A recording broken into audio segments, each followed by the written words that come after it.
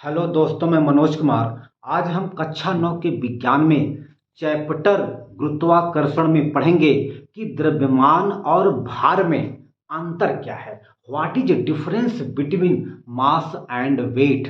ठीक है ना।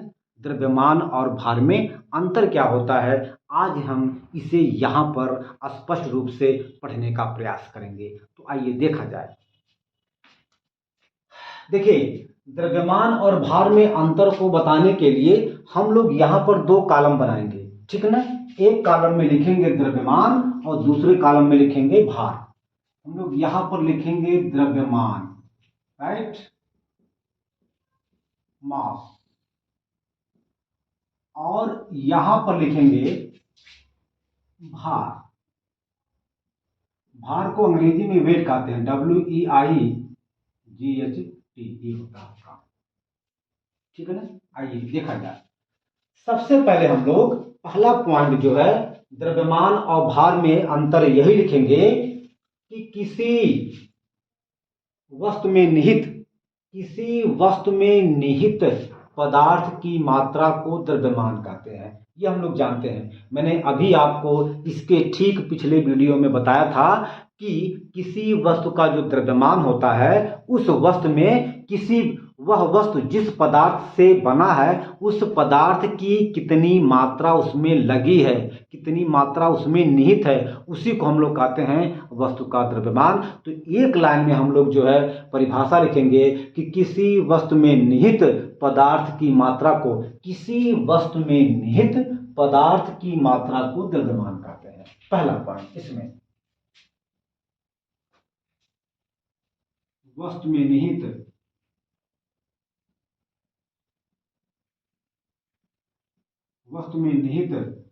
पदार्थ की मात्रा को द्रव्यमान कहते हैं। इसमें भार क्या होता है, मैंने आपको बताया था, किसी वस्तु को पृथ्वी जितने गुरुत्व बल से अपनी तरफ आकर्षित करती है, उसी गुरुत्व बल को वस्तु का भार कहते हैं। वेरी सिंपल, बहुत ही सिंपल। हम लोग यहाँ पर केवल एक लाइन में इस भार के परिभाषा को यहाँ पर लिखेंगे। हम लोग जानते हैं कि किसी भी वस्तु को पृथ्वी जितने गुरुत्व बल से अपनी तरफ आकर्षित करती है, उसी गुरुत्व बल को उस वस्तु का भार कहते हैं। लिख दिया जाए, वस्तु को पृथ्वी जितने गुरुत्व बल से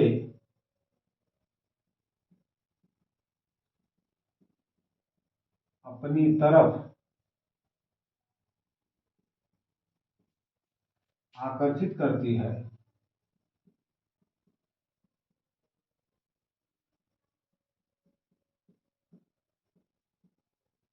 उसे वस्तु का भार कहते हैं। ठीक है। अच्छा, ये तो दोनों में पहला अंतर हो गया। पहला अंतर दोनों में यह है कि वस्तु में निहित पदार्थ की मात्रा को द्रव्यमान कहते हैं। वस्तु पर पृथ्वी द्वारा या वस्तु पर पृथ्वी जितने गुरुत्व बल से अपनी तरफ आकर्षित करती है, किसी वस्तु को पृथ्वी, यानी किसी वस्तु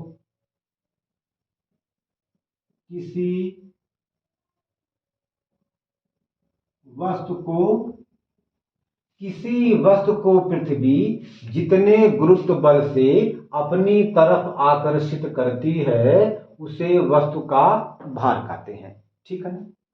दूसरा अंतर क्या है, हमने आपको बताया था कि भार एक अदिश राशि होती है।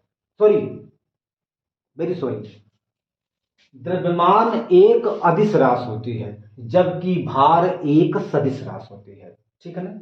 इसको हम लोग यहां पर लिखेंगे, द्रव्यमान एक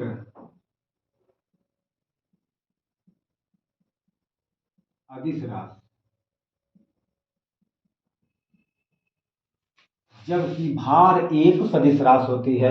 मैंने आपको बताया कि भार का जो दिशा होता है उसकी मतलब भार की दिशा हमेशा पृथ्वी के केंद्र की तरफ होता है। क्यों? क्योंकि जो है प्रत्येक वस्तुओं को पृथ्वी हमेशा गुरुत्व बल लगा करके अपने केंद्र की तरफ खींचने का प्रयास करती है, अर्थात खींचती है। तब हम कह सकते हैं कि किसी भी वस्तु के भार की दिशा हमेशा पृथ्वी के केंद्र की तरफ होता है। मतलब हम कह सकते हैं कि भार एक सदिश राशि होती है। भार एक सदिश राशि होती है। ठीक है। तीसरा अंतर क्या है? हमने आपसे बताया था कि द्रव्यमान, किसी वस्तु का द्रव्यमान प्रत्येक जगह एक समान होता है, जबकि किसी वस्तु का भार अलग अलग स्थान पर अलग अलग होता है। ठीक है ना? ये हम लोग पढ़ चुके हैं। क्यों? क्योंकि मैं आपको बता दूं, हम लोग जानते हैं यहाँ पर कि भार बराबर होता है m इंटू जी। भार, किसी वस्तु का भार बराबर होता है द्रव्यमान गुणे गुरुत्वीय त्वरण। ये द्रव्यमान तो फिक्स रहता है, द्रव्यमान का मान तो फिक्स होता है, लेकिन इस मान जी गुरुत्वीय त्वरण का मान अलग अलग स्थान पर अलग अलग होता है, जिसके कारण किसी भी वस्तु का भार अलग अलग स्थान पर अलग अलग होता है, लेकिन वस्तु का भार प्रत्येक जगह एक समान होता है। लिख सकते हैं द्रव्यमान का मान प्रत्येक जगह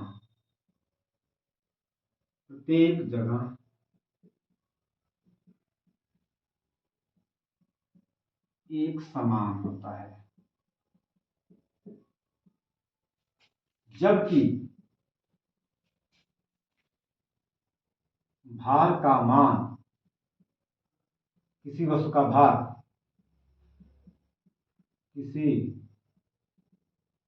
वस्तु का भार भिन्न भिन्न स्थान पर भिन्न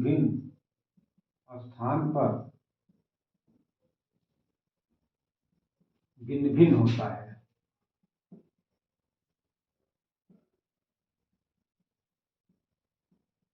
ठीक है ना?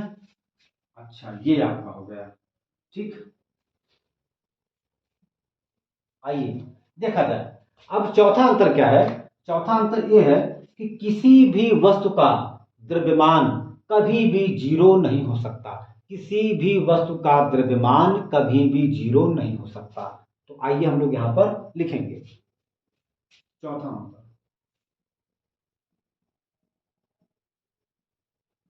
किसी भी वस्तु का द्रव्यमान शून्य नहीं हो सकता है,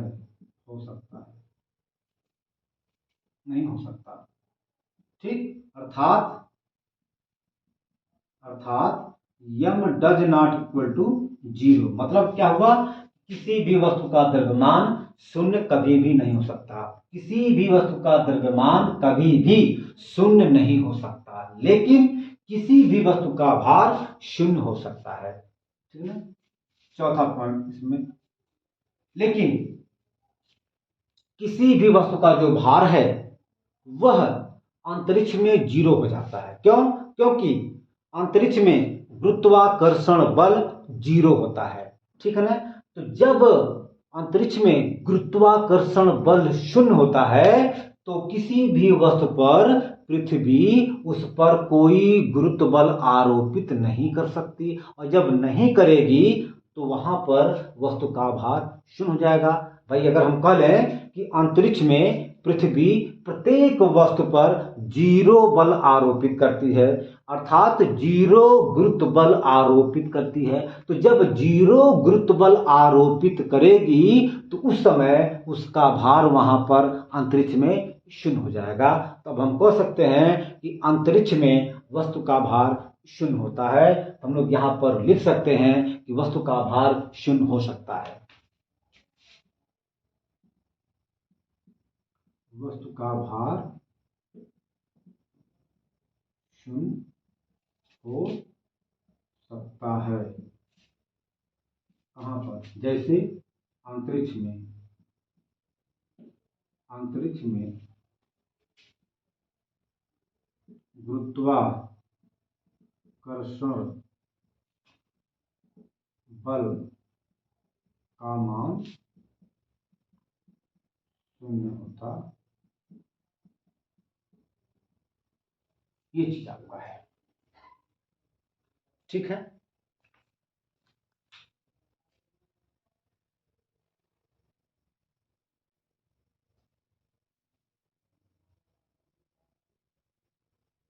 अच्छा, पांचवा अंतर क्या है? पांचवा अंतर यह है कि SI पद्धति में द्रव्यमान का मात्रक किलोग्राम होता है, ठीक है। SI पद्धति में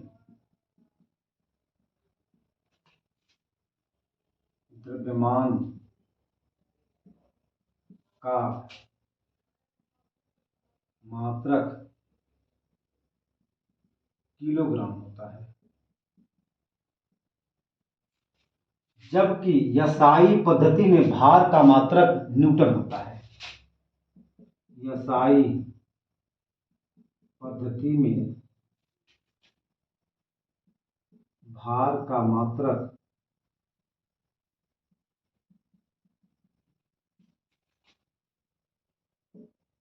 न्यूटन होता है, ठीक है ना। SI पद्धति में भार का मात्रक न्यूटन होता है। अगर किसी को समझ में नहीं आता है तो इसके ठीक पिछले वीडियो में जा करके आप लोग देख सकते हैं, ठीक है ना, क्योंकि हमने वहां पर भार के मात्रक को निकाला है, ठीक है ना। तो हम लोग यहाँ पर लिख सकते हैं SI पद्धति में भार का मात्रक न्यूटन होता है, ठीक है। तो आज हम अपने वीडियो को यहीं पर अंत करते हैं। इसके बाद जो भी टॉपिक होगा उसको हम अगले वीडियो में पढ़ेंगे। धन्यवाद।